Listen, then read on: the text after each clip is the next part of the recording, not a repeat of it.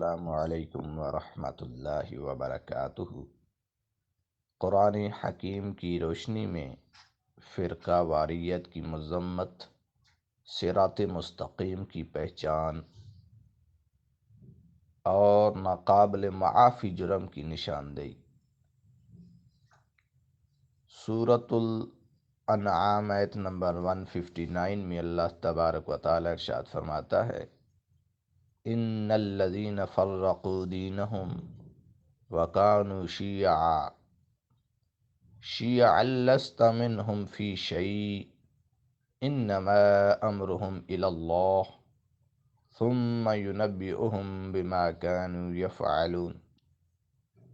بے شک جنہوں نے دین میں فرقے بنائے اور گروہوں میں بٹ گئے، آپ یعنی رسول اللہ صلی اللہ علیہ وسلم کا ان سے کوئی تعلق نہیں۔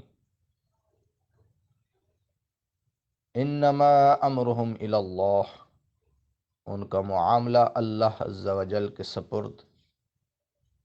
ثم ینبئہم بما کانوا یفعلون، پھر وہ انہیں ان کے کرتوت بتائے گا کہ وہ کیا کرتے رہے، دنیا میں فرقہ واریت میں پڑ گئے اور دین اسلام کو پارا پارا کر دیا۔